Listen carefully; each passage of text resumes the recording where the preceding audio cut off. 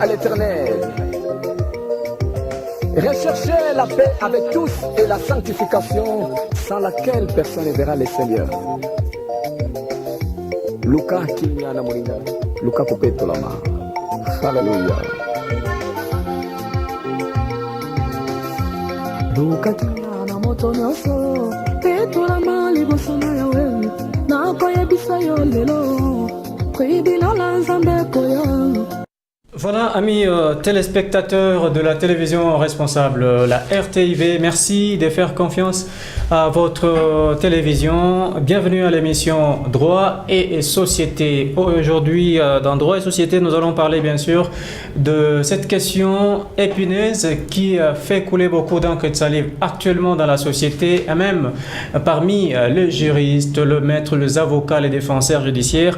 Il s'agit de la peine de mort, qui est pour ou contre la peine de mort. On en saura dans cette émission. Bien sûr, nous recevons pour vous deux juristes. Il s'agit de Crispin KMB. Crispin, bonjour, bon après-midi. Bonjour, monsieur le journaliste, merci. Et bienvenue à l'antenne. Merci. Et à ma gauche, bien sûr, Ghislain Mako Sindong. Voilà, également juriste, un autre juriste qui pourra nous dire ce qu'il pense de la peine de mort. Bonjour et merci d'être avec nous. Merci beaucoup, bonjour monsieur le journaliste. Voilà, c'est avec les deux juristes, bien sûr, des formations que nous allons traiter ou encore débattre de cette problématique, la peine de mort. Peine de mort, Crispin KMB, est-ce qu'on peut en savoir plus? Peine de mort, qu'est-ce? Merci beaucoup pour la parole et surtout pour la considération que vous nous avez accordée aujourd'hui, de passer sur le plateau de la RTV et puis parler sur la peine de mort. La peine de mort, c'est une sanction infligée à une personne comme conséquence d'une infraction commise, et cette sanction est prononcée par un juge des droits pénals. En quelque sorte, nous pouvons l'estimer étant comme une souffrance qu'on inflige à une personne sur base de son comportement dans la société. Autrement dit, la peine capitale. En quelque sorte, merci. Maître Ghislain, qu'est-ce que vous voulez encore ajouter par rapport à ça? Oui, la peine de mort, autrement dit la peine capitale, c'est une peine qui consiste à priver la vie à une personne. Et cette décision de priver la vie à une personne est ordonnée par un juge et exécutée en vertu d'une décision judiciaire. C'est ça en quelque sorte ce qu'on peut attendre de la peine de mort. Donc on doit ôter la vie à une personne? Oui, normalement. Ah voilà, c'est là que ça nous amène par les peines de mort. Crispin KMB, pour ou contre la peine de mort? Entre nous soit dit, en toute vérité, franchise. Merci beaucoup. Je suis sur ce plateau aussi pour pouvoir informer aux auditeurs qui sont en train de nous suivre, et conformément à la question que nous sommes en train de débattre aujourd'hui, personnellement, je peux dire que je suis pour la peine de mort, et tout ce temps, je suis en train de regretter pourquoi cette disposition de la loi pénale est tombée en désuétude, c'est-à-dire elle n'est pas d'application, aussi longtemps que c'est une mesure mise en place pour pouvoir intimider et aussi protéger la population.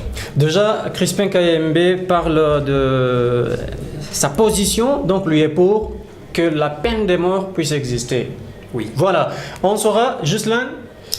Oui, merci beaucoup pour cette question. Qu'elle existe ou qu'on l'annule? En tout cas, à mon avis, à mon humble avis, je suis pour qu'on puisse annuler la peine de mort dans notre pays.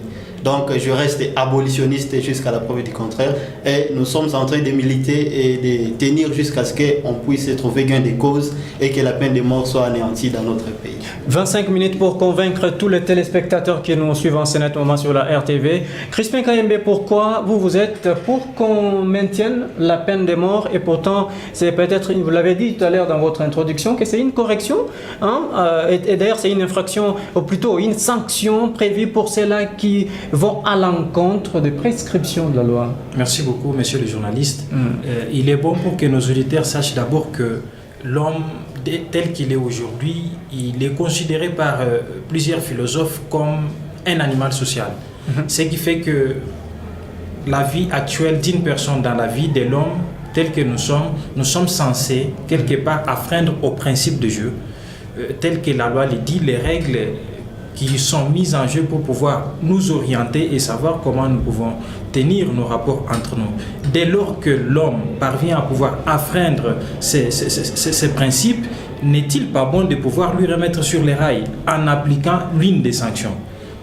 Et de ces points, les sanctions sont plusieurs. Et conformément à l'action qui a été commise, il y a l'amendement. Cette sanction peut aussi attaquer votre patrimoine, votre liberté. Et lorsqu'on se rend compte que le comportement que vous avez posé est plus grave, et la loi pénale est précise en cette matière que la peine capitale peut vous être appliquée premièrement pour pouvoir mettre la population à l'abri de vous qui êtes un délinquant et aussi pour pouvoir intimider les autres délinquants qui peuvent commettre les mêmes actes, croyant qu'ils ne seront pas punis, mais la meilleure des façons de pouvoir les intimider, selon les pensées du législateur, est de pouvoir mettre fin à leur vie sur la terre.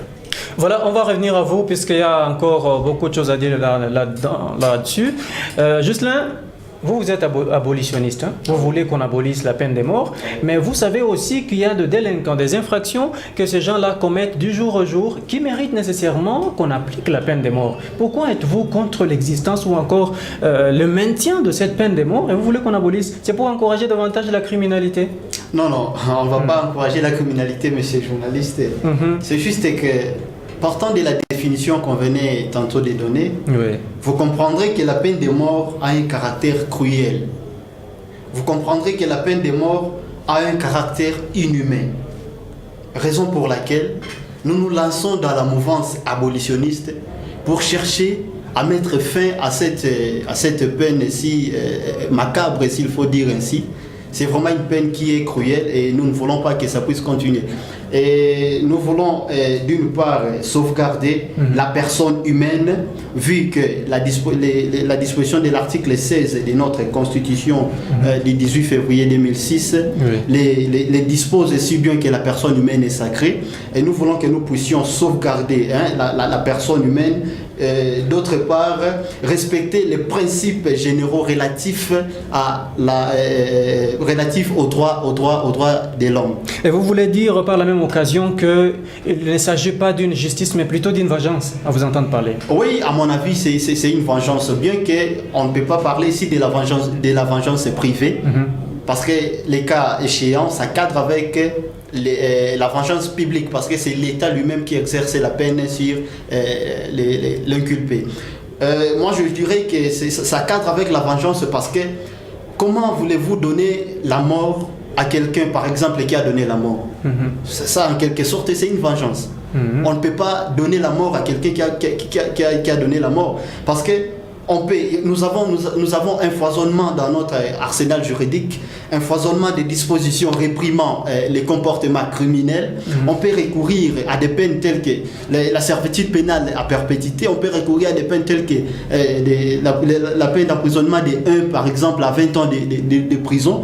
Donc il y a des peines, il y a vraiment un foisonnement des dispositions réprimant les comportements criminels. Mais si cela n'est pas respecté, c'est-à-dire que vous pouvez condamner quelqu'un à 20 ans, 25 ans, je ne sais pas moi, 15 ou 10 ans, mais que la personne qui quitte la prison ne change pas, vous ne voyez pas que c'est un autre danger pour la paisible population, par exemple? La personne qui quitte la prison, nous aurons affaire à un type d'homme vraiment éduqué. Figurez-vous quelqu'un à qui on va affliger 20 ans de servitude pénale principale. La personne, dès qu'elle revient de la prison, moi, je vois mal que cette personne ne puisse récidiver. À mon avis, non. Parce qu'une personne qui a suffisamment purgé sa peine va connaître un changement au fond de lui.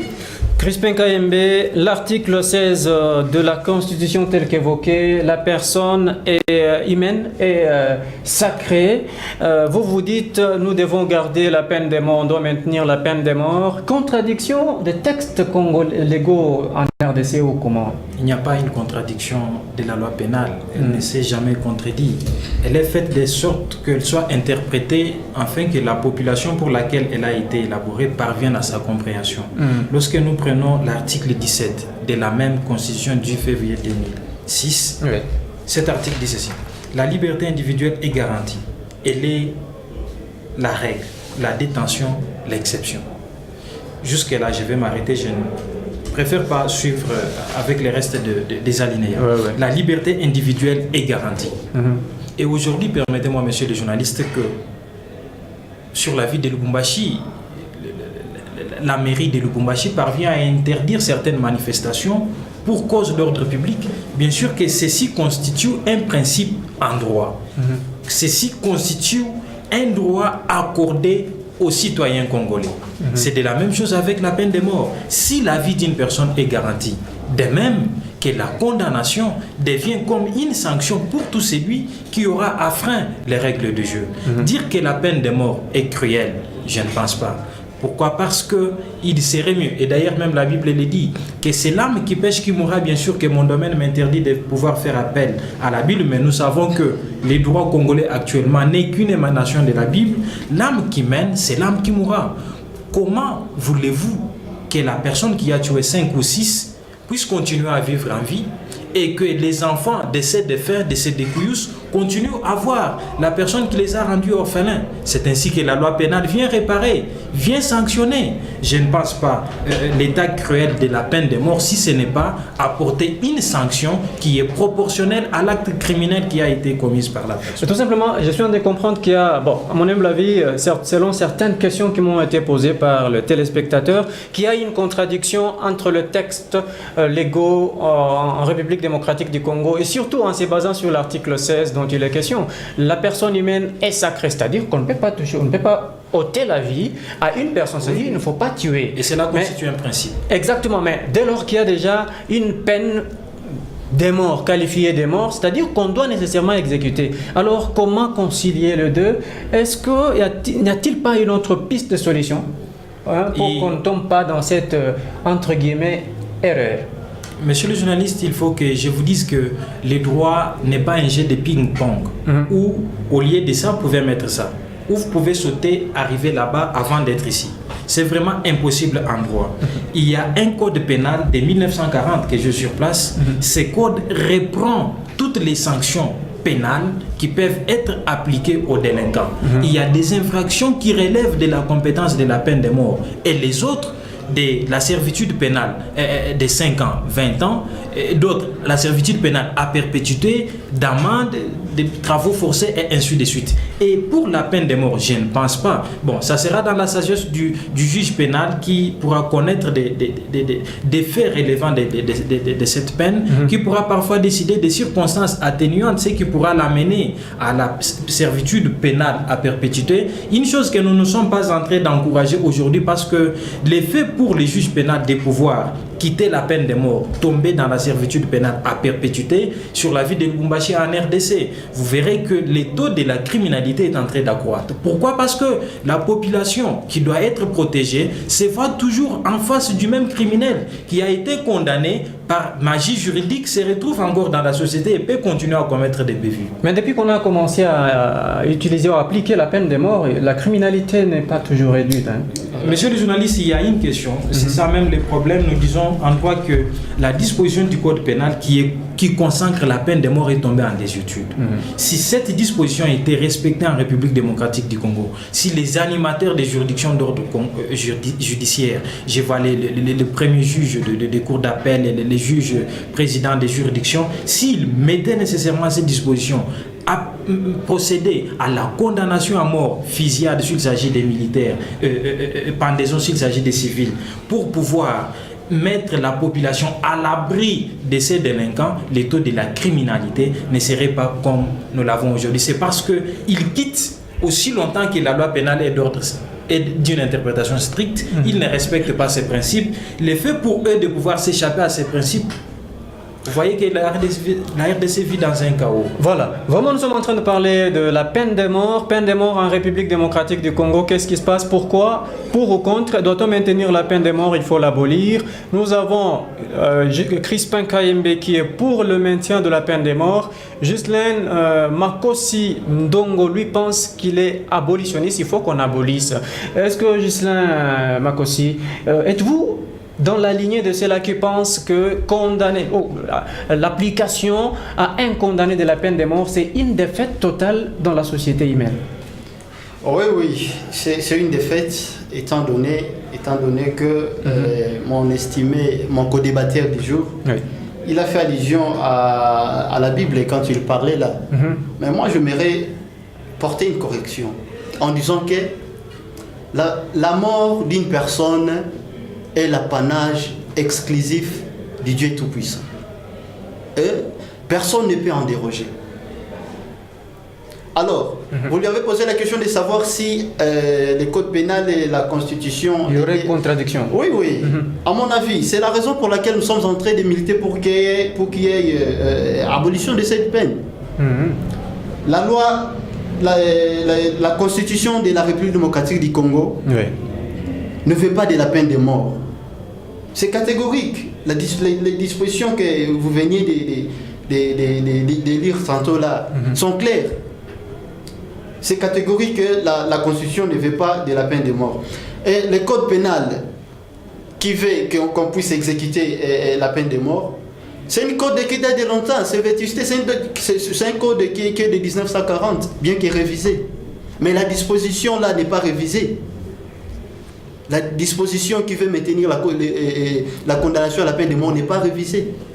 Raison pour laquelle nous sommes là en train de hausser notre voix pour qu'il y ait abolition de la peine de mort. Mais, vous comprendrez, pardon monsieur le journaliste, vous comprendrez que s'agissant de la loi cadre de notre pays, s'agissant de la Constitution qui est la loi fondamentale de notre pays, toutes les lois, tous les codes devraient s'y conformer. Raison pour laquelle nous disons qu'il est grand temps de revoir ces codes et de passer à l'abolition. Pour revenir à votre question. Voilà. Vous avez dit si vous pouvez... Je disais que, est-ce que vous êtes dans la même lignée de ceux-là qui pensent que appliquer, n'est-ce pas, à un condamné, la peine de mort, c'est une défaite dans la société humaine? C'est une défaite dans la société, monsieur les journalistes. Comment ça? Étant donné... Tenez, nous sommes en droit positif congolais. Nous sommes en droit pénal congolais. Je dirais que le concept crime, c'est un concept polysémique. Le concept crime, c'est un concept polysémique. C'est-à-dire, il renferme plusieurs formes dans son sein. Ça, je parle du sens général. Alors, en droit pénal congolais, le crime est pris en sens général comme étant une infraction. Dans le sens général. Le crime est pris comme étant une infraction.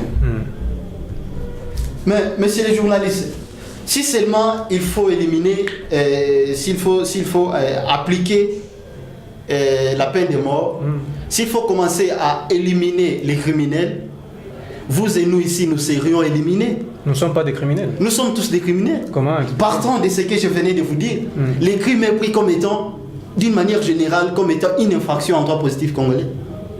En droit pénal congolais, les crimes est pris comme étant une infraction, d'une manière générale. Mais ça dépend de la catégorisation aussi. Oui, ça c'est une exception, ça dépend de la catégorie. Mais si seulement on disait d'éliminer les criminels, nous tous ici nous serions éliminés, parce que chacun de nous ici est criminel en ce qui les concerne. Mais je voudrais... Nous sommes des fautifs devant la loi en ce qui nous concerne, chacun de nous. Juste, je voudrais évoquer une petite question.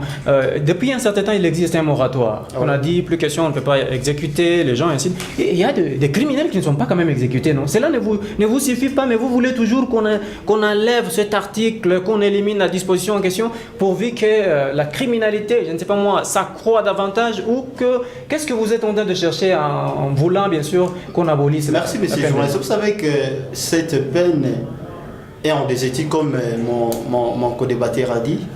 C'est une peine qui souffre de manque d'exécution. Ceci étant, moi je vois mal comment on peut la garder dans notre dispositif juridique. Ça ne tient pas. Il serait mieux de l'élaguer. Il serait mieux de l'élaguer. Donc, à mon avis, élaguer la peine de mort n'est pas synonyme d'accroître la criminalité. Parce que pendant tous ces temps, nous vivons la criminalité. Mais la peine de mort existe. Qu'est-ce que cette peine de mort a déjà résolu comme situation dans les cas sous examen? Voilà, Crispin Kayembe, les ONG qui plaident pour le droit de l'homme, ainsi de suite, elles ont plutôt plaidé pour qu'on abolisse la peine de mort. Est-ce que vous avez certains mécanismes pour essayer d'équilibrer les choses maintien de la peine de mort, oui, mais la suite, quels sont les garde-fous? Merci. D'une part, je sens que vous m'obligez de pouvoir tomber dans les points de vue de mon côté. Loin de là, mon idée, je suis neutre. Je suis neutre jusqu'à ce niveau. Je ne pense pas, monsieur le journaliste. Voilà. Premièrement, il y a eu un problème sur la contradiction entre la Constitution et la loi pénale. Ce n'est pas le cas. Si le code pénal actuel était en contradiction avec la Constitution du 18 février, le code pénal ne serait pas code pénal aujourd'hui. Non, la disposition. Voire même la disposition, parce que lorsque la Cour constitutionnelle procède au contrôle de la constitutionnalité des lois, c'est disposition par disposition, précepte par précepte, alinéa par alinéa. La Cour constitutionnelle ne peut pas commettre cette grave erreur que je peux appeler une abomination juridique pour pouvoir maintenir la peine de mort aussi longtemps que cette disposition constitue et est en contrariété avec la Constitution. Je ne pense pas. Mais le problème qui se pose là, c'est quoi? La vie est sacrée. J'accepte. Cela constitue un principe. Mais l'application de la peine de mort sur un délinquant, c'est une exception. Et nous savons tous en droit que l'exception déroge au général. L'exception a du pouvoir sur les principes. Bien sûr que tel est le cas. Pouvons-nous laisser vivre un criminel, c'est lui qui fait que tuer les gens, les citoyens congolais qui peuvent devenir demain des présidents, des juridictions, des présidents de ces pays? Pouvons-nous les laisser être exposés à un danger comme celui-ci, où il serait mieux de pouvoir les mettre à l'abri de ces délinquants? C'est ainsi, lorsque vous voyez les fonctions de la peine, il y a une fonction qu'on appelle la fonction éliminatrice. C'est cette même fonction qui protège les peuples congolais, qui met les peuples congolais à l'abri de ces délinquants. Parce que vous dites, monsieur le journaliste, qu'il y a des ONGD qui militent pour pouvoir enlever... On abolisse la peine de mort. Je ne pense pas. Je ne pense pas. Jusqu'à l'ère de maintenant, ces ONGD peuvent brandir leurs instruments. Et moi, je vais brandir ma loi pénale qui maintient jusqu'à l'ère de maintenant la peine de mort. Mais qu'est-ce qui serait parfois important de faire dans les chefs de ces organisations non gouvernementales? Il serait mieux, premièrement, c'est une mesure que je propose parce que c'est une chaîne qui est beaucoup suivie, je pense qu'ils sont en train de nous écouter. Il serait mieux de commencer par renforcer les systèmes pénitentiaires congolais. Il y a un problème qui se pose là, monsieur le journaliste. Je suis ici à Lubumbashi il y a longtemps. Nous avons vu les gens qui devraient être condamnés à la peine de mort, mais ils sont tombés dans la servitude pénale à perpétuité. Mais aujourd'hui, lorsque vous descendez à Kassaba, vous ne les verrez pas. C'est puisqu'il y a un moratoire qui existe qu'on ne pouvait pas exécuter les gens en dehors. Et il fallait qu'ils soient en prison à perpétuité jusqu'à la fin de leur vie. Et parce qu'ils sont là-bas, ils ne sont plus. Et ces gens, ils sont sur la ville, voire même à l'étranger.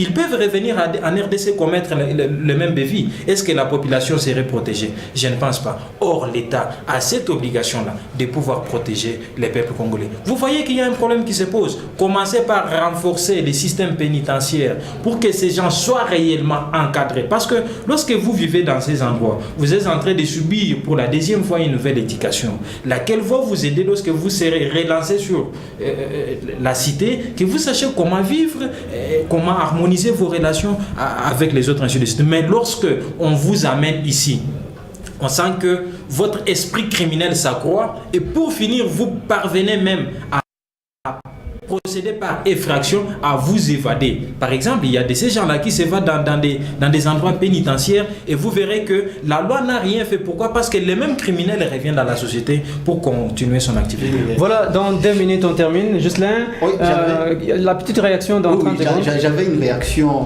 pour ce que mon co-débatteur a dit. Oui. Quand il a fait allusion à la fonction de la peine. Oui. Non mais ces journalistes, les fonctions de la peine sont 4.